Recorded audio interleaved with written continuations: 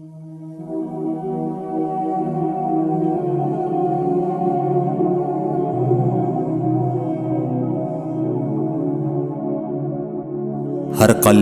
شاہ روم نے قریش کے قافلے میں ایک آدمی بلانے کو بھیجا، اور اس وقت یہ لوگ تجارت کے لیے ملک شام گئے ہوئے تھے، اور یہ وہ زمانہ تھا جب رسول اللہ صلی اللہ علیہ وسلم نے قریش اور ابو سفیان سے ایک وقتی عہد کیا ہوا تھا۔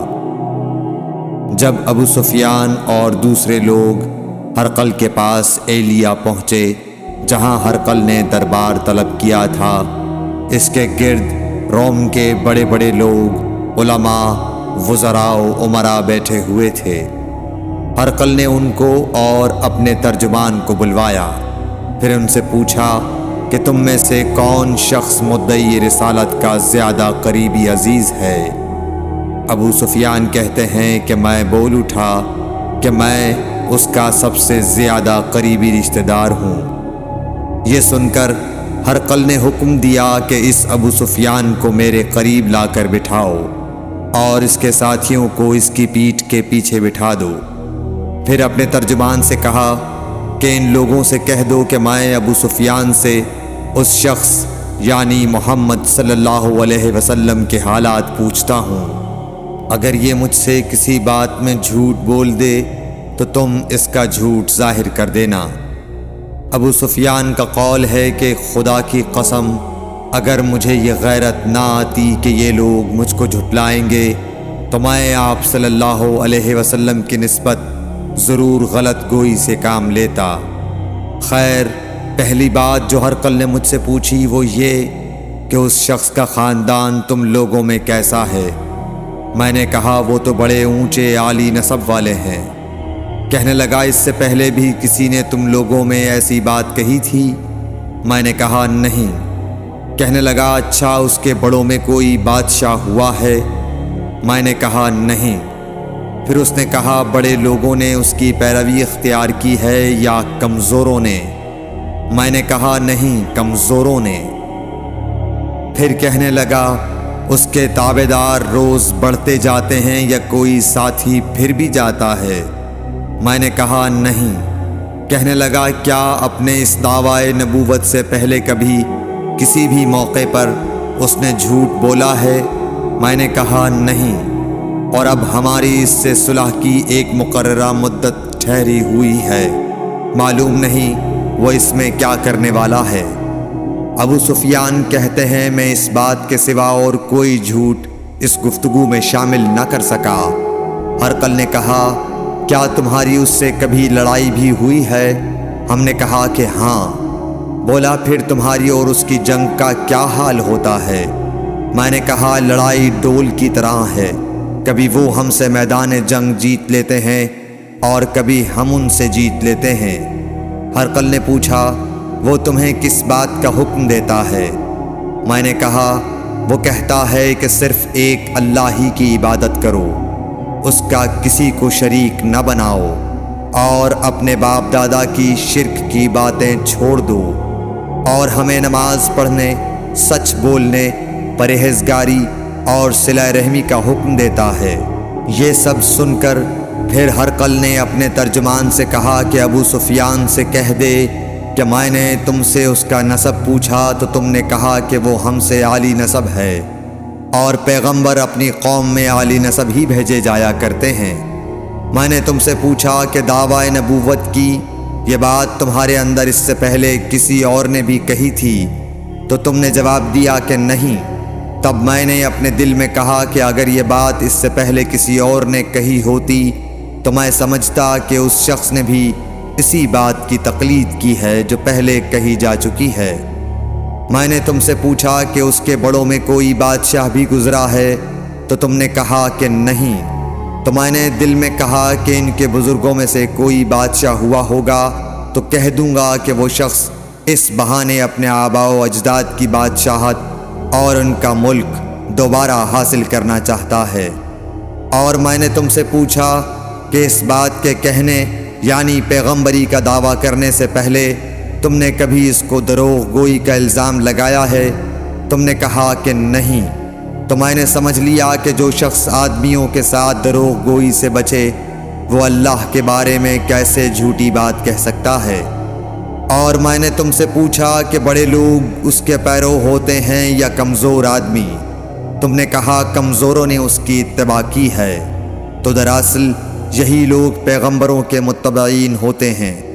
اور میں نے تم سے پوچھا کہ اس کے ساتھی بڑھ رہے ہیں یا کم ہو رہے ہیں؟ تم نے کہا کہ وہ بڑھ رہے ہیں، اور ایمان کی کیفیت یہی ہوتی ہے حتیٰ کہ وہ کامل ہو جاتا ہے۔ اور میں نے تم سے پوچھا کہ آیا کوئی شخص اس کے دین سے ناخوش ہو کر مرتد بھی ہو جاتا ہے؟ تم نے کہا نہیں، تو ایمان کی خاصیت بھی یہی ہے، جن کے دلوں میں اس کی مسرت رچ بس جائے وہ اس سے لوٹا نہیں کرتے۔ اور میں نے تم سے پوچھا کہ آیا وہ کبھی عہد شکنی کرتے ہیں؟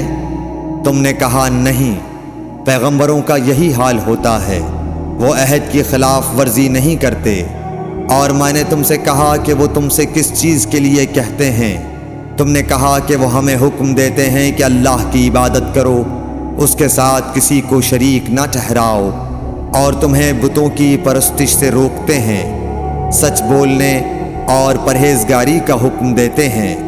لہٰذا اگر یہ باتیں جو تم کہہ رہے ہو سچ ہیں تو ان قریب وہ اس جگہ کا مالک ہو جائے گا کہ جہاں میرے یہ دونوں پاؤں ہیں۔ مجھے معلوم تھا کہ وہ پیغمبر آنے والا ہے، مگر مجھے یہ معلوم نہیں تھا کہ وہ تمہارے اندر ہوگا۔ اگر میں جانتا کہ اس تک پہنچ سکوں گا تو اس سے ملنے کے لیے ہر تکلیف گوارا کرتا۔ اگر میں اس کے پاس ہوتا تو اس کے پاؤں دھوتا۔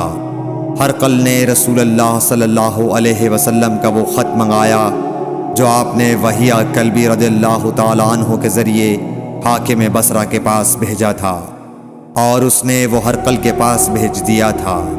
پھر اس کو پڑھا تو اس میں لکھا تھا، اللہ کے نام کے ساتھ جو نہایت مہربان اور رحم والا ہے۔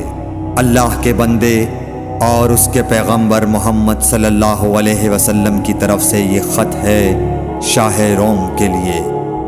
اس شخص پر سلام ہو جو ہدایت کی پیروی کرے۔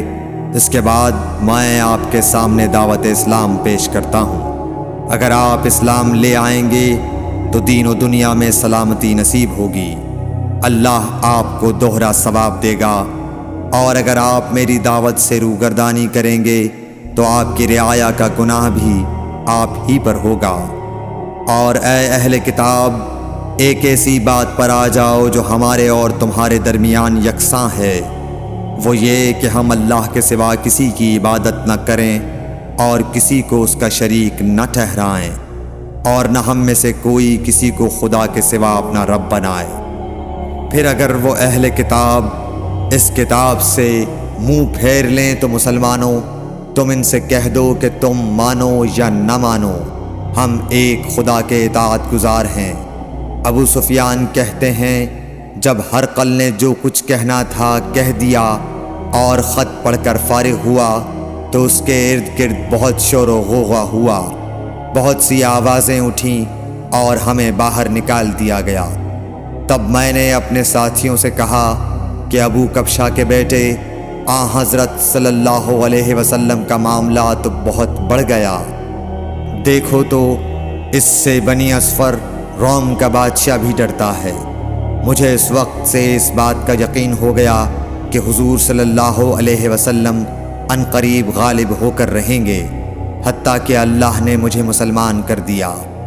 راوی کا بیان ہے کہ ابن ناطور ایلیا کا حاکم ہرقل کا مصاحب اور شام کے نصارہ کا لاٹ پادری بیان کرتا تھا کہ ہرقل جب ایلیا آیا ایک دن صبح کو پریشان اٹھا تو اس کے درباریوں نے دریافت کیا کہ آج ہم آپ کی حالت بدلی ہوئی پاتے ہیں، کیا وجہ ہے؟ ابن ناطور کا بیان ہے کہ ہرقل نجومی تھا، علم نجوم میں وہ پوری مہارت رکھتا تھا۔ اس نے اپنے ہم نشینوں کو بتایا کہ میں نے آج رات ستاروں پر نظر ڈالی تو دیکھا کہ ختنہ کرنے والوں کا بادشاہ ہمارے ملک پر غالب آ گیا ہے۔ بھلا اس زمانے میں کون لوگ ختنہ کرتے ہیں؟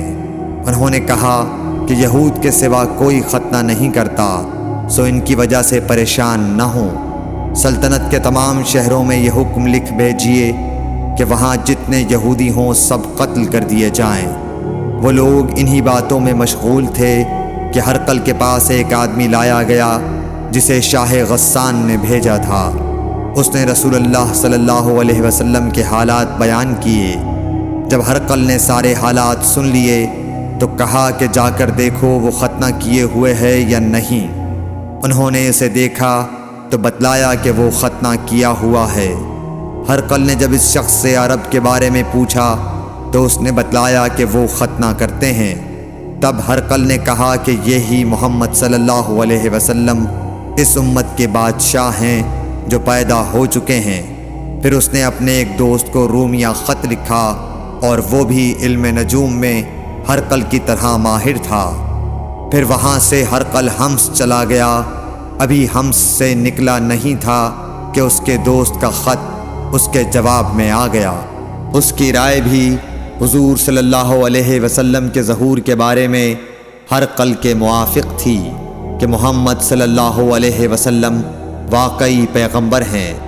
اس کے بعد ہرقل نے روم کے بڑے آدمیوں کو اپنے حمص کے محل میں طلب کیا اور اس کے حکم سے محل کے دروازے بند کر لیے گئے۔ پھر وہ اپنے خاص محل سے باہر آیا اور کہا، اے روم والو، کیا ہدایت اور کامیابی میں کچھ حصہ تمہارے لیے بھی ہے؟ اگر تم اپنی سلطنت کی بقا چاہتے ہو تو پھر اس نبی صلی اللہ علیہ وسلم کی بیعت کر لو اور مسلمان ہو جاؤ۔ یہ سننا تھا کہ پھر لوگ وحشی گدھوں کی طرح دروازوں کی طرف دوڑے مگر انہیں بند پایا۔ آخر جب ہرقل نے اس بات سے ان کی یہ نفرت دیکھی اور ان کے ایمان لانے سے مایوس ہو گیا تو کہنے لگا کہ ان لوگوں کو میرے پاس لاؤ۔